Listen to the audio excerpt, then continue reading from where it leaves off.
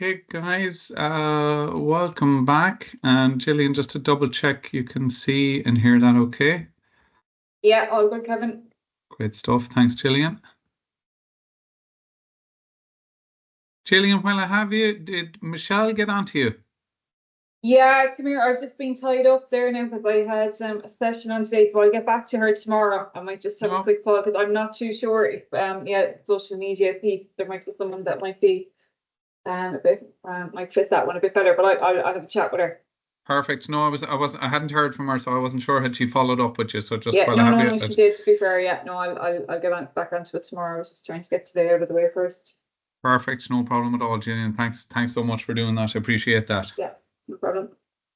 Okay, guys, so what we're going to chat about now is just the application of some of these BCTs to different interventions and the potential successful ones and the type of evidence that there is in terms of elucidating whether they are successful or not, okay? So just to give you a little bit of context to it. So I was chatting with my master or my PhD student today who's carrying out her PhD in machine learning. She formerly did this course similar to yourselves. So she was asking me the question about, so her project is quite difficult in machine learning. So she's looking at she's got a data set of about 1,000 people who've carried out an obesity program. Okay, so diet and physical activity, the CRE program in Galway, and she has a series of physical activity, blood, and psychological outcome variables. So we're exploring all of that and carrying out loads of deep explorative analysis. So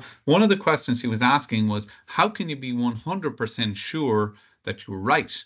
And my response was, in relation to some of the stuff I've done, was that you can't be 100% sure. So, what you do is you follow a series of processes, you have a series of rationale. So, in her case, she has a series of processes for her exploratory analysis. She's a rationale for that. She's a series of decision making associated with each rationale. But you cannot be 100% confident that she's done exactly the right thing. So, this is a little bit like some of the work that we've carried out and some of the work that is carried out in behavior change. So to give you a little bit of background to this paper, so this was my first PhD paper. So we carried out a meta-analysis originally. So the meta-analysis is like a summative average of weight loss and HbA1c scores, okay? So that's strong evidence of all the studies carried out in terms of weight loss and in terms of HbA1c changes, okay? So a moderator analysis then sits beneath that in terms of not so much quality, but it's more associative. So the meta-analysis looking at the direct outcome measures, so you measure weight or HbA1c, and that's a concrete outcome measure at the end of an intervention. So that changes. However, the behavior change techniques are associative because they're all grouped in together as part of an intervention. So when we say that a behavior change technique was associated with success, what we're saying is that the BCTs are in the studies that were more successful than the studies that were not as successful, okay?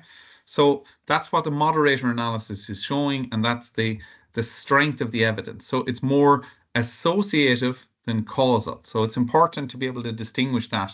And again, that's why I was giving the example of the machine learning, that again, with this, we can't be 100% sure. All we can say is that we're confident in the coding that it's there. It's the technique is in the intervention, but can we say that this technique led to greater weight loss or greater HbA1c? No, we can say that in the intervention that led to greater weight loss or greater HbA1c, these techniques were used, okay? So now that we have the context of that, let's have a look at here. These are some of the techniques that were associated with changes. So I don't know if I've said to you before, but the HbA1c is the long-term measure of glycosylated hemoglobin in type 2 diabetes. So greater than 6.5% is indicative of type 2 diabetes. So your clinical diagnosis of HbA1c, or sorry, of type 2 diabetes is a HbA1c greater than 6.5. So a 0.3% reduction or more in HbA1c is classified as clinically significant. So in our study, we identified in the studies that had a more than 5% reduction in HbA, 0.5% reduction were instruction on how to perform a behavioral practice, demonstration. So that's the John Wooden one, the demonstration, and action planning. And also associated but not clinically significant was the BCT graded tasks. Similarly, with a series of intervention features. So these were other features in the study, not specifically BCTs. So for example, if the sessions were supervised, if they were in a group, if the participants had contact with an expert, be it physiologist or exercise physiologist and a dietitian, and logically, as you would assume, interventions that had a higher frequency of contacts and face-to-face contacts were more successful. Another study we carried out then looking at type 2 diabetes in diet interventions only showed that the BCT problem solving was probably one of the most effective. Feedback on behavior. So again, category 1, category 2, and category 12, adding objects to the environment. And then category 6, BCT 6.2 were also successful or associated with success. So again, that's why I'm highlighting at the start there, it's associated with successful reduction. So that's a key word all the time to give the context to these findings. So an interesting finding that we discovered was that the frequently used BCTs were not always the ones that were associated with success. So for example, the BCT credible source or instruction on how to perform the behavior. So most interventions have the instruction element, but not always associated with success. Interestingly, so this is even stronger evidence than the first paper because we had 54 different dietary studies. So interestingly, that self-monitoring of behavior was reported in 37 out of the 54 studies, but it didn't appear as part of the ones associated with intervention success. So that's an important finding, that those associated with success are not always the most frequently used ones. And we see this quite a lot in an app study, a follow-up app study that we've carried out as well. This was finding, the top one of these. So if you recall, I think I mentioned this last week, that Professor Heather Gainforth was one of the co-authors with me on this paper, and she was really excited about this finding that there was 3 papers out of the 54 that used a theory, and they were associated with greater reductions in HbA1c than the other ones. So that was quite an interesting finding, and the only intervention feature that was associated with a clinically significant reduction. Almost there as well was higher number of contacts and total contacts with intervention personnel. Another really interesting finding from this paper was when we did some sensitivity analysis. So we started separating all of the different studies. And again, if you look at the clinical significance, so this was a meta-analysis of study that aimed to change dietary behavior. So in all of these, dietary behavior was the changing focus. So this is where a typical intervention where participants received instruction from a dietitian, how to change it. When we compared those studies to the studies that tried to change the environmental change was much more powerful. So you might say that's minus 0.5 and that's minus 0.32. That's highly statistically significant with this large sample. We also carried out an interesting subgroup analysis. So when we took out the studies where the environment was controlled or changed, and we took out the ones with the strong control group finding, the finding became even more statistically significant. So 0.66 compared to 0.32. So in layman's terms, this is basically showing that if you control the environment rather than telling the participant what to do, it was more than twice as effective at controlling or changing or reducing the type 2 diabetes. Okay, so a very significant finding about the power of the dietary environment. Okay, so some examples of the coding then of BCT. So this is an example of demonstration of the behavior. So that's the example from the app in the center. So this is an example of how we coded it. So a sample low glycemic index or American Dietetic Association or American Diabetes Association diet meal was demonstrated in our study kitchen with participants to facilitate self-efficacy for dietary change through taste, testing, and observation, discussion of meal preparation. So the key word there is demonstration, and the second key word is taste testing. Okay. Another example then is, so let's look at the top one. So goal setting behavior.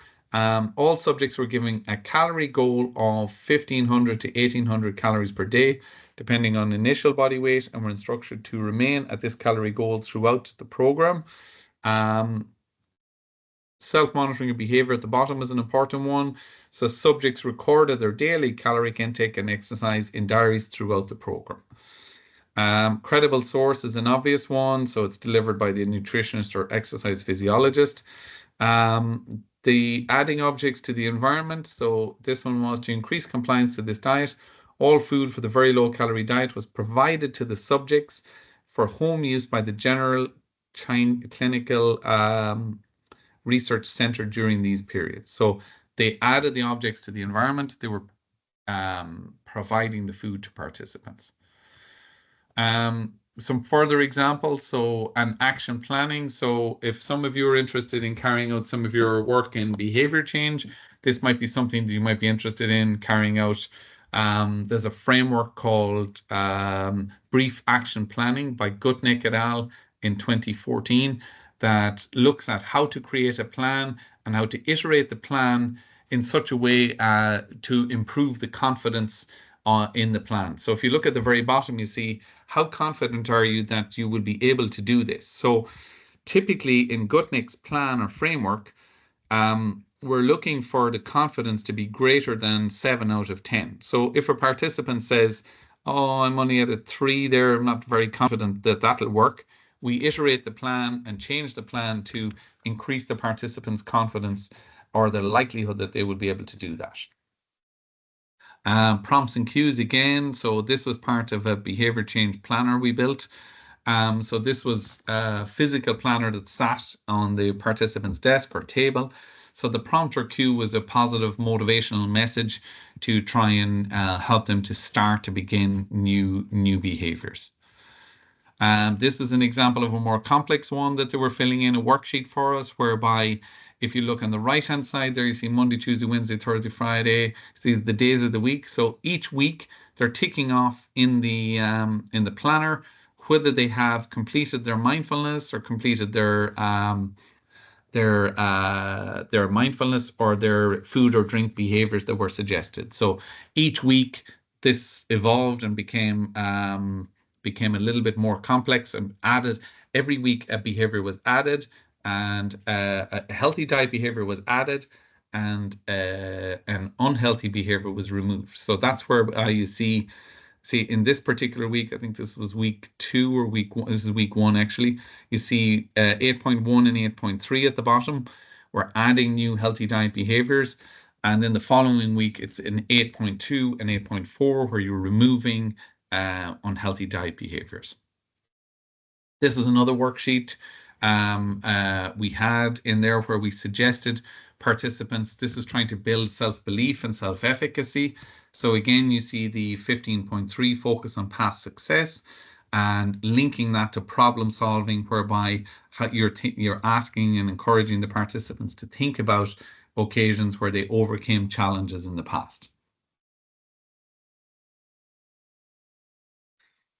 This was again an example of the week 3, as I said. So this was a preparatory worksheet to the actual, so this is a recording, self-monitoring part of it. This was the preparatory worksheet that had the plan. So the behavior substitution, as I said, on the even week, so week 3, 5, 7, 9, and 11, was removing or reversing a certain behavior. So the planning page looked at the goal, the size of the goal, the how much, the frequency, how often, and then the contextual variables, as I said at the start, the where, the when, and the with who. So this was a contingency planning section that we had to the planner, that a plan for if you went off track. So for example, if you went off track, what would you do? And in that scenario, how confident were you that you'd be able to do this? So again, we iterated that until the persons were more confident in the in their plan. So the 2 BCTs there are 1.2, 1.4 from section 1. So some other examples from diet. So those are some examples from diet and exercise and diabetes. Loads of other examples from diet. Mitchie's talks about self-monitoring is really important. The NICE guidelines talk about section 1 and section 2. So goals and planning and feedback and monitoring as being 2 critical categories, particularly relevant for diet behavior.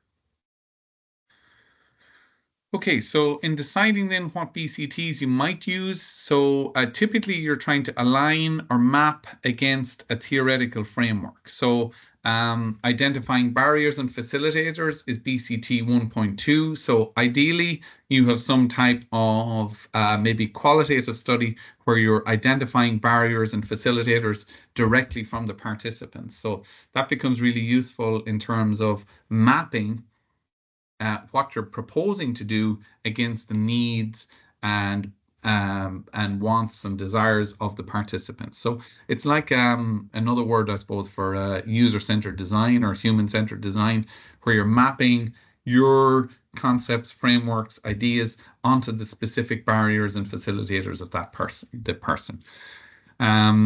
Identify actions associated with each of these barriers and facilitators, considering the different steps of the COM-B framework, selecting frequently used BCTs, BCTs associated with success, and potentially using the theories and techniques tool as well.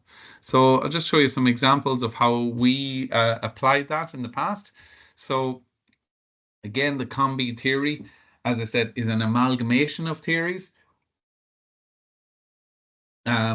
Not without its limitations. So in practice, we actually use 4 different theories in designing a diet intervention. So we use the COM-B for framework and structure. We use the processes of the capabilities from the social cognitive theory. We use the constructs of the self-efficacy theory, which I showed you in some of the frameworks. And we use the philosophy of the tiny habits, where we built gradual small change over time. So that's what we did, and I'll just show you some of the applications of that. So the behavior change techniques, just to show you, is part 6 of an 8-step process of applying the behavior change wheel.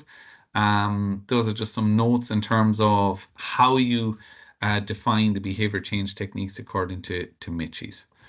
So this was some of the mapping process. So this is one example from the sensors, a sensors paper we published in 2022.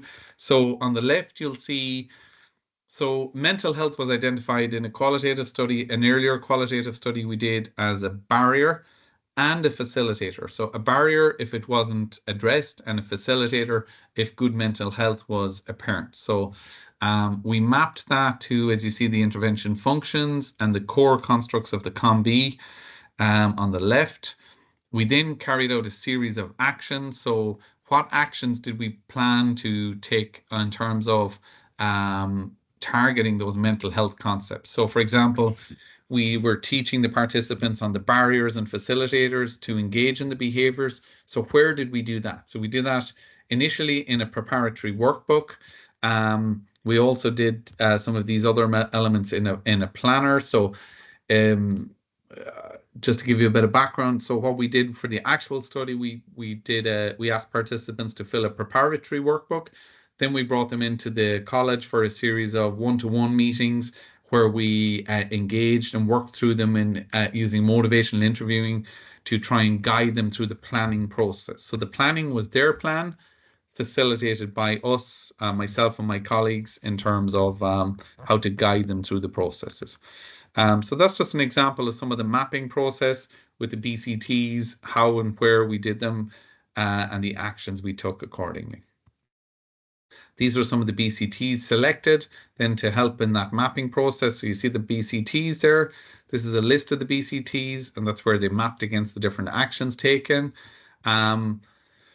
So that's a challenging process, but it provides a really clear, comprehensive framework as to where you're putting your BCTs and why you're putting your BCTs. So the BCTs are linked to the actions, which are linked to the intervention functions, which are linked to the core constructs of the COM-B theory.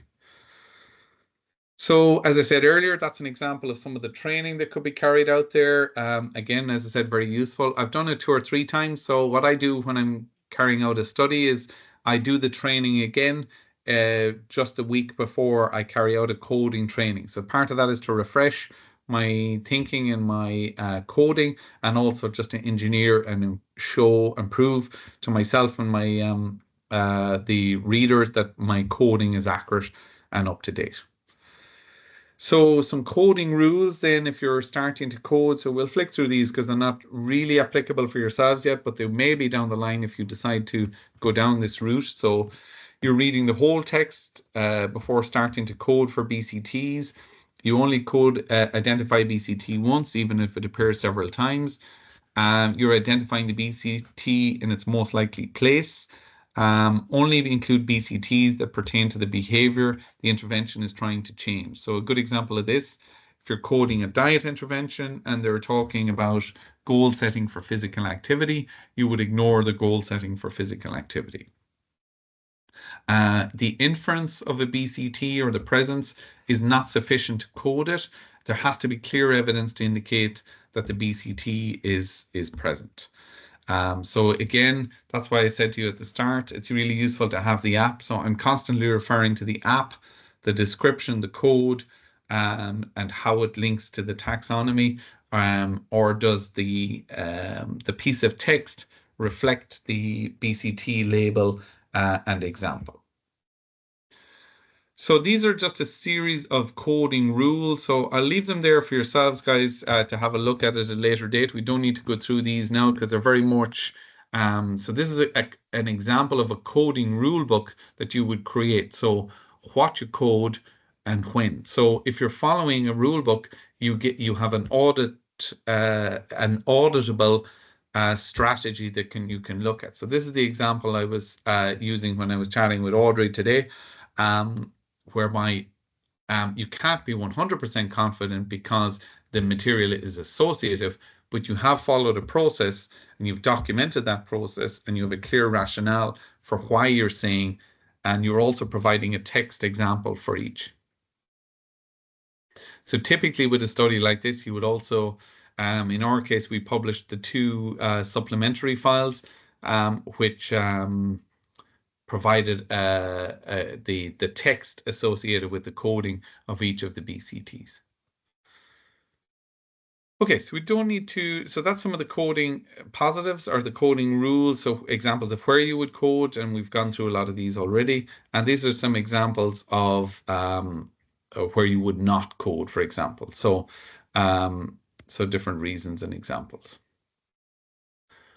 Okay, so for just a couple of take-home points. So for future research, so for anyone interested in that space,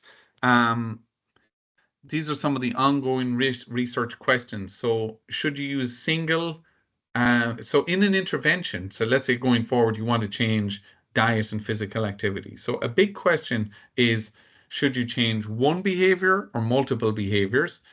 Another question is, should the BCTs be used frequently or infrequently, or should you be using a smaller number or a larger number of BCTs? So It's still not clear. Positive associations have been associated by certain authors. So Avery and Dombrowski and Hankinen have talked about positives, but there's other evidence to show that less is more effective. The less is more effective is potentially linked to the second last point of fidelity. So fidelity is about if you did what you said you were going to do. So that's a very important concept in terms of enactment. So was the intervention delivered correctly, or did the participants do what they said they were going to do? Should the BCTs be grouped together, or which BCTs can act as gateway BCTs or supporting BCTs? Should they be targeted according to their hierarchy or individualized, as I've just said, according to specific qualitative types of studies? And this is the future has already kind of arrived here in the last point in terms of not included in the V1 taxonomy. So Paula's point again about the awareness, I'm delighted to see that particular one in there.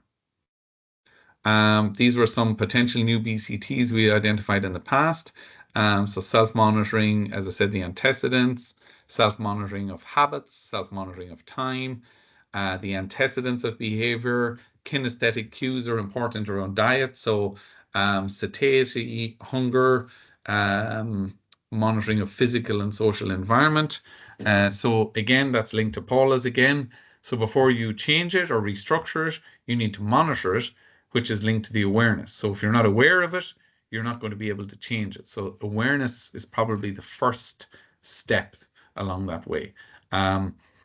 Interestingly, self-monitoring of use of time was actually part of one of the much earlier taxonomies. It was excluded in the V1 one. I don't know why. So I must check and see. I haven't read through the V2 one extensively, but I imagine that's going to come back in there. So just to summarize, guys, and we'll pause for some group chats in a minute then.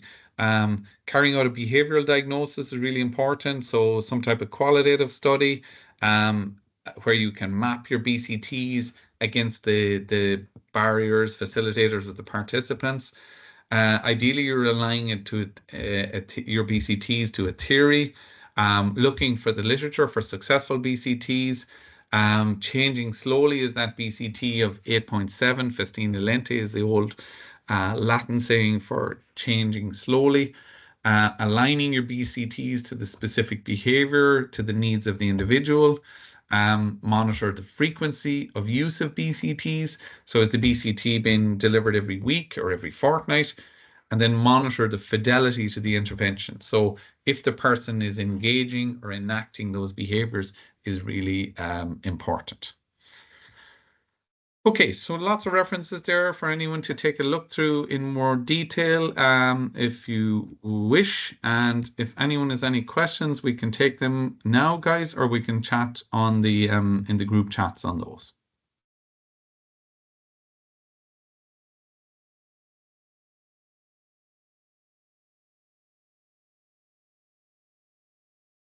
Okay, so we have just going to stop our recording, guys. So why don't we pause?